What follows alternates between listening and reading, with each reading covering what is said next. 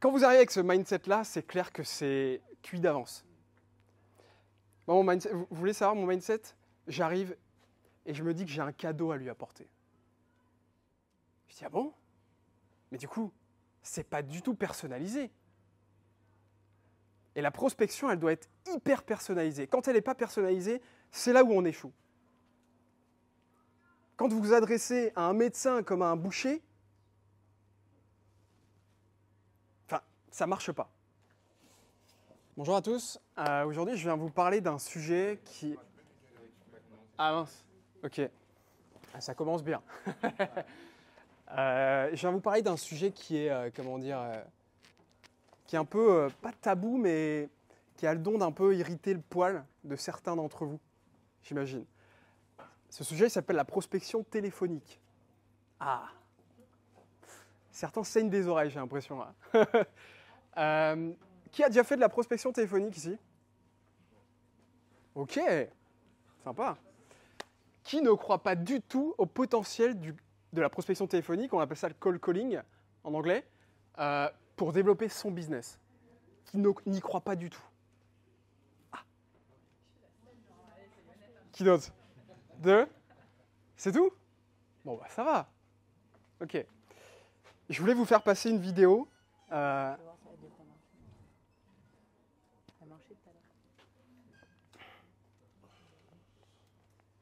Au pire. Ah, c'était mon effet waouh. Ouais, oh là là, c'est dingue. Ah voilà, c'est bon. Je crois que ça a marché. Allô? Oui, bonjour. Oui, bonjour. Alors juste pour placer le contexte, hein, c'est moi qui fais le call et je tente de prendre un rendez-vous avec un dirigeant d'entreprise. Ok? Fondateur de LeadPanda. Je vous rassure, c'est un appel de prospection. Est-ce que vous souhaitez raccrocher ou on se prend 1 minute 30? Dites-moi juste c'est quoi le sujet, mais moi, comme je suis très occupé, donc après je vous dirai si je suis intéressé. Ok, on va être plus efficace alors. J'ai vu que vous étiez directeur associé chez... Est-ce que c'est toujours le cas? Tout à fait. J'échange avec beaucoup d'entrepreneurs et on accompagne des entreprises sur des conseils sur leur méthode de prospection pour générer du lead qualifié pour leur business. Et la plupart des irritants qu'on remarque, c'est qu'ils ont un ciblage qui n'est pas assez précis, ils ont une base de données qui est parfois obsolète, ils n'ont pas de ligne directe sur leurs prospects et ils n'ont pas de temps ou de ressources pour prospecter efficacement pour avoir des belles missions. Est-ce que c'est des sujets qui vous sont familiers aujourd'hui chez... Oui, c'est un sujet qui nous parle, c'est qu'en fait on n'a pas de commerciaux et on fait même les directeurs et les managers leaders. Et comment vous trouvez le temps entre les missions en prod que vous avez et le fait de générer des nouveaux leads? C'est ce qui nous fait manger, donc on est obligé de le prendre. On est une petite société, mais on travaille beaucoup avec le réseau. Donc nos clients sont beaucoup des anciens clients qui ont changé de compte. C'est des clients qui nous rappellent, c'est du foisonnement, donc la pénétration de compte. On est sur du commerce de réseau, du commerce d'influence. Vous avez testé des solutions, soit de faire appel à un commercial pour faire de la prospection, ou soit d'externaliser la prospection? On a un partenaire qui travaille sur notre base CRM et qui fait en fait tout ce qui va être phoning et nous génère des rendez-vous. Donc on a quelqu'un, effectivement un indépendant qui est externe à la société, qu'on utilise sur des campagnes en fait, en même temps qu'on travaille sur une publication, un événement ou un mailing. Ok. C'est quoi le degré de satisfaction sur l'accompagnement? Est-ce que c'est plutôt intéressant? Ça vous génère des rendez-vous ou Oui, ça génère des rendez-vous. C'est sur une base connue à nous, donc c'est toujours... ça peut tourner un peu toujours autour de la même chose, quoi, parce que en fait l'intérêt c'est d'avoir des nouveaux contacts. Ça, lui, il n'a pas de nouveaux contacts. Et est-ce que le fait d'aller sur des nouveaux contacts très ciblés et de vous proposer des rendez-vous, est-ce que ça peut être intéressant pour vous ou pas? Oui, ça peut. Après, il faut voir effectivement les modalités. Je sais pas, je vous connais pas forcément. Je sais pas si c'est une solution que vous proposez, est-ce que c'est un accompagnement, et pourquoi pas faire une présentation de ce que vous pouvez proposer. Ok, super. Alors du coup, je peux vous proposer un petit échange la semaine prochaine de 15 à 30 minutes pour évoquer ces sujets-là. Ok. Ouais, très. Donc ça, c'est un échange que j'ai eu avec un directeur commercial, enfin un dirigeant d'entreprise. Et justement, on a pu l'accompagner par la suite dans la prospection. Et donc, on a pu proposer nos services. Vous voyez que là, la prospection téléphonique, souvent, on le voit en tant que « Ok, il faut absolument que je propose quelque chose. Il faut que j'arrive avec une proposition de valeur, il faut que je lui propose quelque chose. » Peu importe ses besoins, peu importe sa situation actuelle, son contexte actuel. Vous voyez que là, j'ai fait exactement l'inverse. J'arrive, je pose des questions, je m'intéresse, je suis dans un état de curiosité. Et ensuite, si je vois qu'il y a un besoin, si je vois qu'il y a un potentiel, je propose un rendez-vous. Donc, je ne suis pas un vendeur de tapis. On n'a pas envie d'être des vendeurs de tapis ici, parce que ça ne marche pas en fait, ça ne marche plus. On a envie d'être des amis consultants. Et on fait confiance à des amis consultants, à des amis qui sont experts. Ok, donc ça c'est la méthodologie de la prospection téléphonique que je préconise. Il y a 3 choses qu'on va voir aujourd'hui. Un, c'est le côté mindset. Mindset, c'est l'état d'esprit à avoir pour avoir ce type de rendez-vous avec des dirigeants d'entreprise. L'attitude aussi. Je vous partagerai une stratégie concrète pour générer une opportunité à chaque fin d'appel. WPIC. Et ensuite, on verra les objectifs qu'on pourra se fixer et la routine de prospection. C'est assez dense. Je vais essayer d'être au plus efficace pour ne pas trop vous saouler, parce que vous avez eu quand même pas mal d'interventions aujourd'hui. OK ? Let's go. Alors, le mindset et l'attitude. Globalement, aujourd'hui, j'ai eu beaucoup de conversations avec certains d'entre vous. Et souvent, les personnes me disent écoutez, le call call, moi, ça ne marche pas. Ça ne marche plus. Ça ne marche pas pour moi. J'y crois pas. Donc ça, c'est les croyances globales de la prospection téléphonique. Alors, vous avez raison, hein, le call call, ça ne marche pas. Ça ne marche surtout pas pour les anciens commerciaux. Vous savez, les appels de Bouygues Télécom ou SFR qui vous appellent et qui vous harcèlent. Et il y a toujours un temps de latence, d'ailleurs, je ne sais pas si vous avez remarqué, de 30 secondes ou 45 secondes, parce que vous faites partie d'un fichier de prospection de 15 000 personnes et ce n'est pas personnalisé, quoi. Ça ne marche plus. OK ? Voilà. Mais par contre, quand vous arrivez avec une réelle proposition de valeur et quand vous arrivez et que vous savez exactement qui est-ce que vous appelez, là, pour le coup, c'est un potentiel de dingue.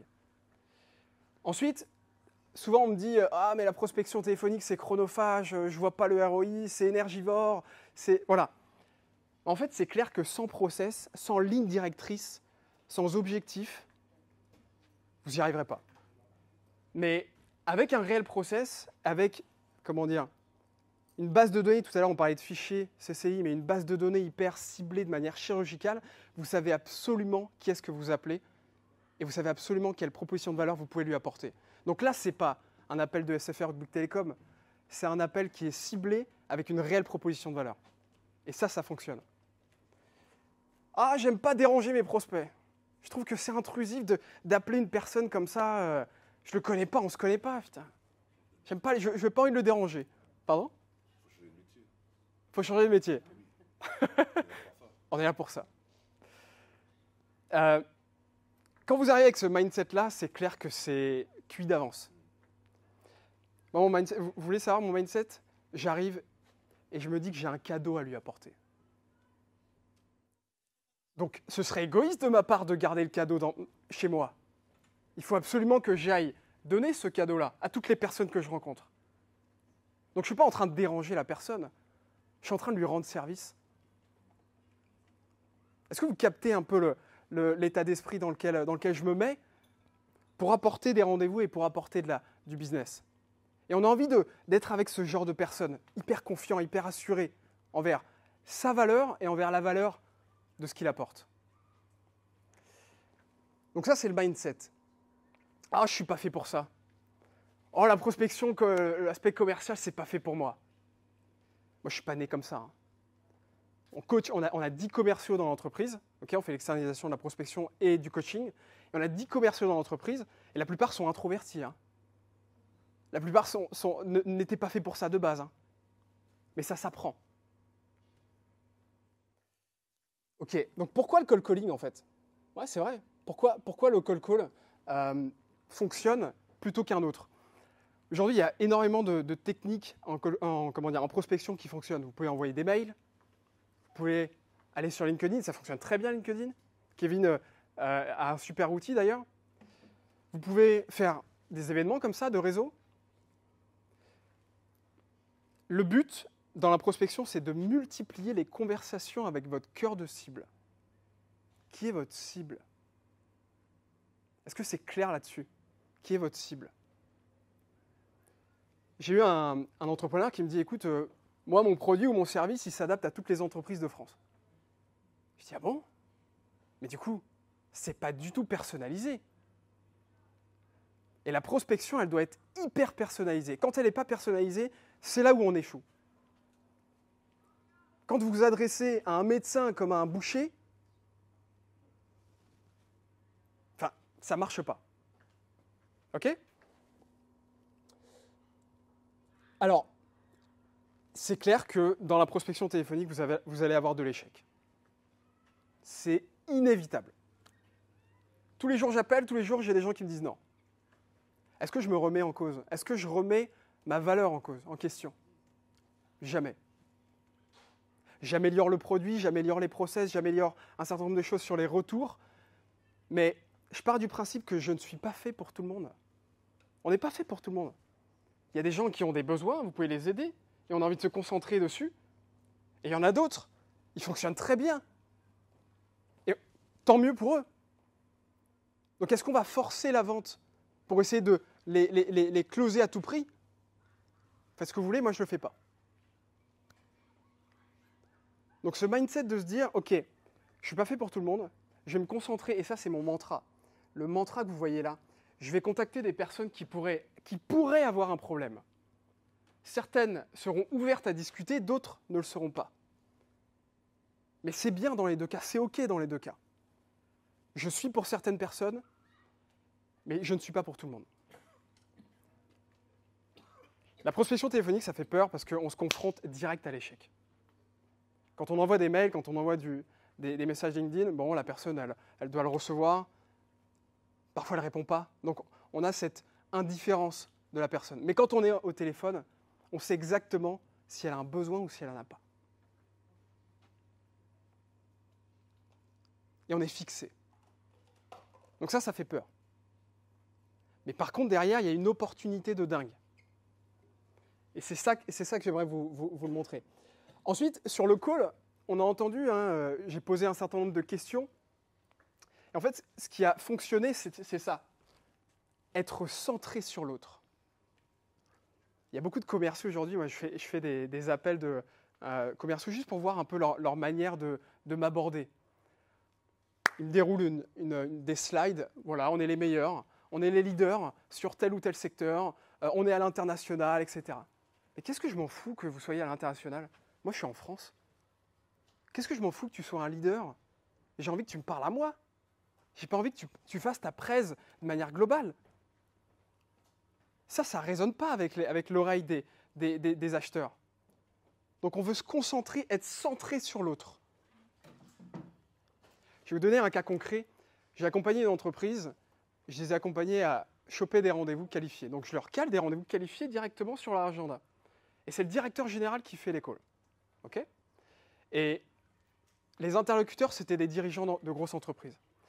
Et donc on a calé une dizaine de rendez-vous en l'espace d'un mois. Et un mois après, je lui dis, écoute Jean-Charles, comment ça se passe et tout? Est-ce que tu as closé certains rendez-vous, certains deals? Ah bah non, j'ai pas closé, j'y arrive pas. Et moi, en fait, ce que j'avais fait, c'est que j'avais enregistré tous les calls qu'il avait passés sur un outil d'intelligence artificielle pour savoir le temps de parole. 80% du temps de parole était pour lui, 20% du taux de parole était pour son client. Tu m'étonnes que tu ne closes pas. T'écoutes pas.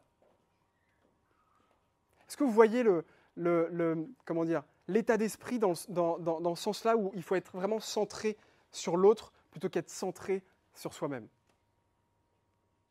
Ok? Vous me dites si c'est un peu trop long.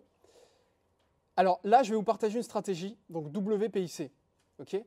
La plupart des gens aujourd'hui, ce qu'ils font, c'est qu'ils disent « Ok, bon, allez, Adas, je t'écoute, je vais faire de la prospection téléphonique. » Donc du coup, je vais me faire un fichier de 10 000 contacts. Moi, je pense que c'est les PME de 50 à 200 salariés qui sont dans la région, qui sont intéressantes pour moi. Donc je me fais un fichier et j'appelle. Sauf que il y a d'autres, méthodologies qui permettent d'avoir plus de rendez-vous et d'avoir des rendez-vous qualifiés. Vous allez les appeler, mais ça ne va pas forcément être hyper personnalisé. Donc là, aujourd'hui, je vais vous partager la stratégie WPIC qui vous permettra d'avoir des opportunités à chaque appel. W pour Warm Call. W pour Warm Call, P pour partenariat, IC pour interview et check-up call. Warm Call. Là, toutes les personnes qui sont là aujourd'hui, on a échangé avec eux. Donc ça, c'est du warm. c'est des personnes avec qui vous avez déjà échangé, qui vous connaissent déjà, de près ou de loin. OK? J'étais dans un cabinet de conseil, j'étais business manager dans un cabinet de conseil, et le directeur général, il recrutait que des directeurs. Et les directeurs, ce qu'ils faisaient, c'est qu'ils réactivaient leur réseau, mais pas juste le réseau proche, leur réseau global. Alumni de l'ancienne école, anciens collègues, anciens potes qu'on a connus de je sais pas d'où, etc. Et l'idée, c'est de les appeler pour soit savoir s'il y aurait un besoin et leur proposer vos services, ou soit pour vous mettre en recommandation avec une personne dans leur réseau. Et ça, globalement, c'est plus simple qu'aller direct sur du cold, sur des personnes qui ne vous connaissent pas. Le warm, peut-être que certains d'entre vous ne savent pas encore quel type de réseau ils pourraient mettre en place. Vous m'envoyez un message sur LinkedIn et je vous donnerai une liste de warm à réactiver. Mais il ne faut pas sous-estimer le warm. J'ai appelé des gens, alumni de mon ancienne école. Je ne les connaissais pas, ils ne me connaissaient pas. Mais rien que le fait d'avoir été dans la même école, ça donne un point commun. Et la personne est beaucoup plus amenée à échanger. OK? Donc, grosso modo, le warm, c'est notre réseau actuel, en fait, élargi. C'est ça. C'est toutes les personnes qui te connaissent de près ou de loin, avec qui tu as un point commun entre eux, avec toi. OK? L'aspect partenariat. Les partenaires sont trop sous-estimés dans le business. On est trop souvent en train de se dire « Ok, il faut que je m'adresse à tous les PME, comme l'exemple que je vous ai cité, toutes les PME, etc. » Donc on fonce dessus. Sauf qu'il y a un réseau de partenariats qui vous attend et qui serait prêt à mettre en place votre solution chez eux, avec leurs clients. Je vais vous donner un cas concret. On fait de la prospection pour une entreprise qui fait de la cybersécurité. Donc c'est un outil de cybersécurité. Et donc on est allé voir certains clients, certaines industries, on leur a parlé justement de cybersécurité. Oh, c'est pas ma priorité. La cybersécurité, je ne vois pas pourquoi je paierais pour ça. Donc très compliqué d'aller vendre en direct pour un produit qui n'est pas reconnu comme un réel problème. Donc qu'est-ce qu'on a fait? On est allé voir des infogérants, donc c'est des entreprises qui gèrent tout le système d'information d'une entreprise et qui eux-mêmes ont besoin d'avoir un système de cybersécurité pour vendre à leurs clients. Ils vendent plus, ils ont un autre panel qu'ils peuvent rajouter pour leurs clients et c'est du win-win. Donc on n'est pas allé se concentrer sur des clients en direct, on est allé se concentrer sur des partenaires qui revendent derrière en volume leurs produits. Qui, dans votre, ce que vous proposez aujourd'hui, à qui ça pourrait bénéficier en tant que partenaire? Qui est-ce qui s'adresse à la même cible que vous?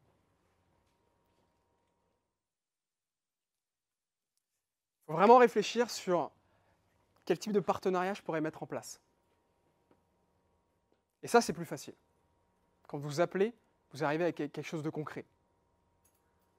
OK? Et ensuite, le cold. Ah, c'est le truc qui fait peur. Je l'ai mis difficulté plus et take-up call plus. Bon, OK. Une fois que vous avez épuisé tout le warm call, parce que c'est vrai, hein, le warm call, c'est pas illimité. Une fois que vous avez épuisé votre réseau, une fois que vous avez mis en place la stratégie partenariat, que vous avez quelques partenaires qui vous apportent des leads, derrière, en prospection, moi je préconise 2 stratégies. 1, la stratégie d'interview. Interviewez vos clients, vos prospects. Vous n'arrivez pas avec quelque chose d'hyper concret du style « Ok, j'ai absolument envie de te vendre, de te proposer mon produit. » Non. Je suis dans une logique de compréhension des irritants ou des peines du marché. Et dans cette logique-là, j'aimerais vous interviewer pour comprendre comment vous fonctionnez. Et je vous assure que cette méthodologie-là, tout le monde a envie d'être interviewé, tout le monde a envie de donner son avis d'expert. Vous valorisez la personne. Donne-moi ton avis d'expert sur ma solution. Et vous, ça vous permet d'avoir ce qu'on appelle des verbatims. Est-ce que c'est clair pour vous, verbatims? Les verbatims de vos clients, les mots-clés de vos clients. Ça vous permet de revenir sur votre solution, sur votre offre. Et ça vous permet d'être hyper, personnalisé derrière. Donc, cette opportunité sur l'interview, une fois que vous faites le rendez-vous avec l'interview, en fait, vous êtes centré sur l'autre, vous avez parlé que de lui, et à un moment donné, vous revenez sur votre offre, et vous voyez si ça a une cohérence avec ce que vous proposez, et là, vous continuez le cycle de vente. Ou si ça n'a aucune cohérence, là, on va quand même générer une opportunité. Ok, je sais que ce n'est pas votre boulot d'aider les commerciaux perdus, mais si dans votre réseau, il y a une personne qui serait intéressée par ce que je vous propose, ce serait qui? Et là, vous prenez le contact et vous l'appelez. Ok? L'interview. Et ensuite, le check-up call. Le check-up call, c'est exactement ce que je vous ai montré dans le call que j'ai fait juste avant. C'est d'arriver avec une curiosité maximum et de lui poser un certain nombre de questions sur sa situation actuelle pour comprendre s'il a une problématique. Et s'il en a une, on creuse et on lui propose un rendez-vous. J'insiste bien sur le rendez-vous parce qu'on ne vend pas sa solution en appel. Souvent, on va vous dire, mais attendez, vous faites quoi? Ah écoutez, moi je fais, et donc l'entrepreneur, il balance. Et ensuite, à la fin, c'est, ok, j'ai compris ce que vous faites, plus besoin de faire un rendez-vous. On se rappelle si besoin. Non. À partir du moment où il vous dit, vous faites quoi? Là, vous pouvez donner un petit peu de matière, mais revenir sur le rendez-vous, parce qu'il s'est intéressé à vous. Voilà ce qu'on fait. Écoutez, pour que ce soit beaucoup plus concret, je vais vous montrer une étude de cas jeudi ou vendredi. Est-ce que jeudi ou vendredi à 14h, vous seriez disponible? Jeudi? Alors attendez, jeudi, et là vous l'avez votre rendez-vous. Le but de l'appel téléphonique, c'est de caler le rendez-vous, c'est pas de vendre, pour l'instant. Ok? Allez, il me reste 5 minutes, c'est bon? Les objectifs. Donc maintenant, il faut se fixer des objectifs. C'est vrai, on ne va pas appeler comme ça 2-3 personnes et se dire « Ah bah non, ça ne marche pas !» Et après, on arrête. Il y a des commerciaux qui disent ça, qui disent voilà, j'ai testé, j'ai fait de la prospection, mais ça ne fonctionne pas. Ok, combien d'appels tu as fait? Il faut quantifier les choses. Tout ce qui ne se mesure pas ne s'améliore pas. Donc, c'est quoi les objectifs qu'on peut se fixer? Ça, c'est l'entonnoir de la vente. Vous le connaissez parfaitement, j'imagine. Je ne vous apprends rien. Combien de clients vous voulez? Ça déterminera le nombre de rendez-vous que vous devrez faire, qui détermineront le nombre d'appels que vous devriez passer. Et il y a des taux de transformation à chaque étape. Un taux de transformation global, quand vous faites un rendez-vous et que vous êtes sûr de votre produit et que vous êtes sûr que ça fonctionne, vous êtes à entre 20 et 30% de taux de transformation pour le transformer en client. Ça veut dire que sur 10 rendez-vous, vous pouvez prétendre avoir 2-3 clients. OK? Est-ce que ces taux vous paraissent plutôt faisables en fonction de vos produits ou services? Cohérent? OK. Ensuite, le nombre d'appels. Alors, là, je parle d'appels donc composés. Donc, vous avez 2 catégories. Appels composés ou appels décrochés. Appel composé, c'est j'ai appelé, ok, il ne répond pas. Ça, c'est ok, je l'ai compté comme appel. Mais un appel décroché, c'est j'ai eu la personne au bout du fil. C'est ça qui compte. C'est les conversations que vous avez. Donc là, il y a un taux de transformation d'à peu près 10%. Ok? Donc sur 100 appels, 10 rendez-vous. Sur 10 rendez-vous, 2-3 clients. C'est clair? Ah merde. Ok, je voulais faire une simulation d'objectifs avec vous, mais bon, c'est pas très grave. Je pourrais vous l'envoyer, ce document-là. Ok, donc maintenant, le pouvoir de l'habitude. Je vais vous illustrer le pouvoir de l'habitude, à quel point l'habitude, c'est hyper important. La routine de prospection est hyper importante dans le cold calling. Il y a 2 commerciaux. Un commercial qui va faire 100 calls, et qui va le passer juste le mardi. Et il y a un commercial qui va passer 100 calls, mais il va faire 20 calls par jour, tous les jours. Selon vous, qui est le commercial qui va le plus réussir? C'est clair. Donc c'est le pouvoir de l'habitude. Et il y a un principe qui s'appelle l'effet cumulé. l'effet cumulé, il est hyper intéressant dans le sens où si je vous donne 3 millions aujourd'hui d'euros, imaginons que j'ai 3 millions d'euros à vous donner maintenant, hein, vous préférez avoir 3 millions d'euros ou vous préférez avoir 1 centime qui double de valeur tous les jours jusqu'à 31 jours? Pardon? De quoi? Tu joues aux échecs. J'ai joué aux échecs, mais je joue plus. Mais vous connaissez l'histoire?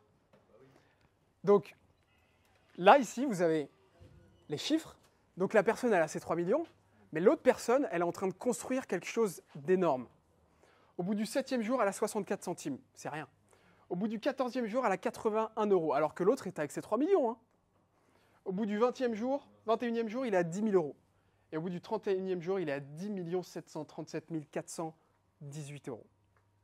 Et en fait, la courbe, vous la voyez ici, ce qu'on appelle l'effet cumulé. Putain. La courbe, vous la voyez ici, ça, c'est... Il n'y a rien ici. Hein. Entre le 7e et le 25e jour, il n'y a rien du tout. Hein. Il ne se passe rien. Petite variation. Mais au bout du 25e jusqu'au 31, ça fuse. Et ça, c'est un principe de vie. Ça marche avec les centimes, mais ça marche également avec les habitudes que vous prenez tous les jours. Et à un moment donné, vous aurez des résultats exponentiels. Et en prospection, c'est pareil.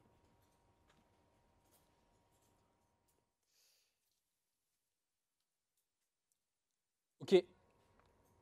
Ce qu'on fait donc, dans l'entreprise, et là je finirai par là, je répondrai à certaines questions si vous en avez. Ce qu'on fait dans l'entreprise, donc on a une entreprise d'externalisation de la prospection où moi je manage des commerciaux et on fait de la prospection pour nos clients, d'accord? Mais à certains moments, les entrepreneurs ne veulent pas externaliser leur prospection. Manque de budget ou parce que c'est mon bébé. J'ai pas envie de l'externaliser, c'est moi qui vends.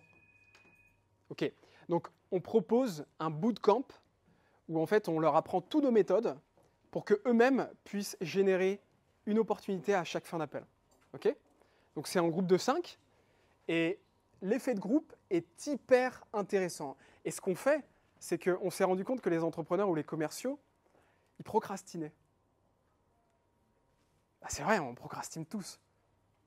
Et surtout face à quelque chose de brutal comme ça, de cold call, bah, on n'a pas envie, quoi. On n'a pas envie d'y aller. Oh non, je préfère faire mon site internet. Je préfère poster sur LinkedIn. Je préfère faire ci, faire ça. Non, les appels, je le ferai demain. Donc, ce qu'on a fait avec les entrepreneurs, c'est qu'on a fait un groupe de 5, okay, et on les fait engager.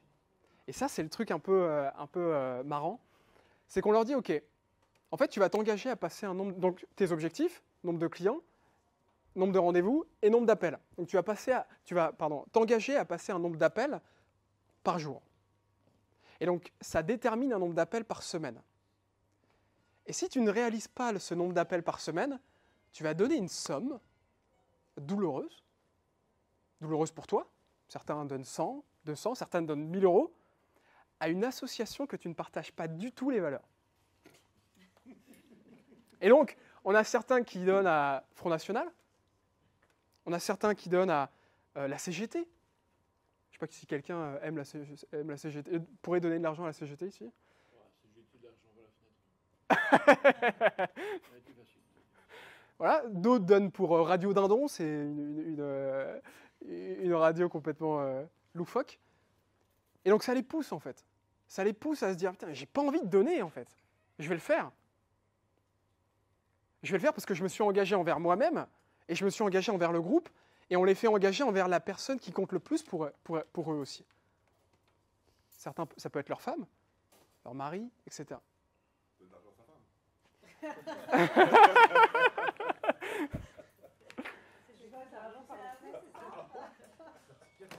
10 appels par jour, 10 appels, pendant toute la durée du programme, afin de créer une habitude de prospection. Si je n'atteins pas mon objectif de la semaine de 50 appels, je m'engage à verser 100 euros à la CGT.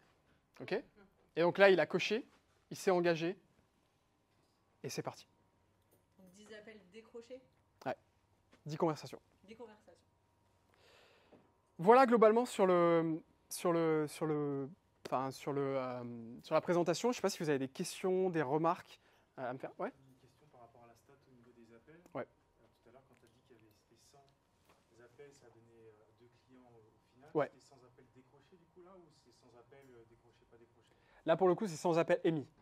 Parce que sur sans appel émis, on part du principe que tu as 10% de rendez-vous. Ok. Sur sans appel émis, tu as à peu près 30 à 40 conversations. Sur ces 30 à 40 conversations, tu auras 10 rendez-vous derrière. Donc c'est sans appel émis, ouais. Pour le coup. Mais bien, c'est une bonne question parce qu'il faut faire la différence entre appel émis et conversation. Tu as raison. D'autres questions? À qui ça a un peu, pas convaincu, mais changé un peu d'état d'esprit sur la prospection téléphonique? Je vais me permettre de... Tu vois, tu as attiré mon attention à partir du moment où tu as parlé de l'effet cumulé. Ouais. Nous passons beaucoup d'appels chez nous, mais pas comme tu l'as dit. Et je dois reconnaître que ton histoire de 10 par jour, je vais l'imposer. Et me l'imposer. Je n'ai pas forcément besoin d'avoir beaucoup trop de clients en plus, mais c'est vrai que je trouve que c'est un challenge très sympa. Je te remercie. Avec plaisir. Moi, j'ai apprécié aussi, on fait beaucoup de prospection téléphonique avec mes équipes. Ouais. Le mindset, il n'est pas du tout bon. Et j'ai aimé ton effet waouh, où la première phrase que tu as dite, c'est j'appelle pour une prospection, est-ce que vous êtes intéressé ou pas? Ouais. Et ça, pour moi, ça a tout changé. On ne perd pas de temps. Si tu n'es pas intéressé, on passe à autre chose. Et je vois les calls des vendeurs, ils ne posent pas cette question. Donc, ils perdent du temps. Et en fait, compte, ouais, c'est pas constructif. C'est hyper intéressant. En fait, il y a deux choses que je fais pendant les 10 premières secondes du call. Ce qui me permet de gagner du temps à moi et permettre de gagner du temps à l'interlocuteur. Un, c'est je valide si la personne a du temps à m'accorder. Donc, je pose toujours la question, est-ce que vous avez 1 minute 30 à m'accorder? OK? Donc, parfois, je dis, je vous rassure, hein, c'est un appel de prospection. Est-ce que vous souhaitez raccrocher ou on se prend 1 minute 30? Utiliser le mot prospection, ça bloque pas du coup? Ça dépend sur la cible, en l'occurrence. OK? Il y a d'autres approches que tu peux faire. Et Là, je suis... Là... Tu te démarques des autres tes prospecteurs quand on t'appelle et tes frères t'appellent, ils t'appellent directement. Ouais. Et on t'appelle jamais pour dire ce qu'il vient de dire. Jamais. Là, Mais les gens, ils disent, là, je suis avec... la prospection, Non, mais là, je suis avec un dirigeant d'entreprise et un dirigeant d'entreprise aime être secoué un petit peu. Et donc, j'utilise cette phrase-là avec un dirigeant d'entreprise. Avec une RH, je vais utiliser une autre phrase. OK? Je vais utiliser une phrase du style « Je vous rassure, on ne se connaît pas. Vous n'attendiez sûrement pas mon appel, mais je voulais échanger avec vous sur un sujet en particulier pendant 1 minute 30. » Et là, tu vois, elle sait, comment dire, tout dépend de la personne en ça face. dépend de la personne en face. Secrétaire, par exemple, c'est pas la même approche qu'avec un dirigeant directement. C'est très rare d'avoir un dirigeant direct. Enfin, Là, j'ai parlé quand tu as un dirigeant directement au téléphone. Ouais. Après, on utilise des outils aujourd'hui qui nous permettent d'avoir le numéro de téléphone direct des interlocuteurs. Donc, il y en a de plus en plus aujourd'hui. Ouais. Voilà, globalement. D'autres questions? Alors moi, c'est plutôt un axe d'amélioration. Ce serait intéressant de mettre un framework. Ouais. Parce que du coup, là, c'est ce que tu es en train de faire. Parce que je pense qu'au milieu de tout ça, il y a quand même un minimum de technique. Parce que on a beau mettre de la volonté, si on fait 1000 fois une chose qui ne fonctionne pas, enfin, tu vois, et juste donner peut-être ce que tu viens de faire, introduction, peut-être dire ça, ça Ouais. peut être aussi pertinent pour d'autres. Je fais appel à lui, à une société. J'ai voulu en donner, mais peut-être que c'est pas assez. Donc, Ah non, mais c'est bien, non, mais je pense que c'est... mais oui, tu as raison, c'est perfectible. C'est clair. Tu as réussi, tu as suscité l'intérêt. D'un client. Ce qui est intéressant, c'est l'équilibre de temps de parole. Ça, c'est vrai que c'est quelque chose auquel on ne pense pas. Ouais. Mais c'est fondamental. Effectivement. Parce que quand on est dans un rendez-vous, si on est un bon commercial, on sait qu'on doit écouter. Mais quand on est dans la prospection comme ça, on a effectivement envie de placer son message. Alors qu'il ne faut pas, en fait, il ne faut pas le placer. Il faut d'abord faut laisser parler l'autre, et puis Ouais. à un moment donné, peut-être placer quelque chose. C'est ça. C'est exactement ça. De quoi? Les oreilles, c'est pour écouter 2 fois plus qu'on parle. Les oreilles. Exactement. Exactement. Et le pouvoir des... Et il y a aussi le pouvoir des questions. Le fait de questionner la personne sur des questions ouvertes. Comment vous faites ça aujourd'hui? Quels sont les enjeux que vous avez aujourd'hui? C'est quoi les... Si vous aviez une épine sous le pied, ce serait laquelle? Vous voyez? Donc ce type de questions vous permettent de comprendre la difficulté et l'enjeu qu'ils sont en train de vivre pour derrière pouvoir proposer quelque chose. Mais on ne propose rien si on ne sait pas s'il y a un besoin ou un enjeu. En tout cas, c'est ma logique.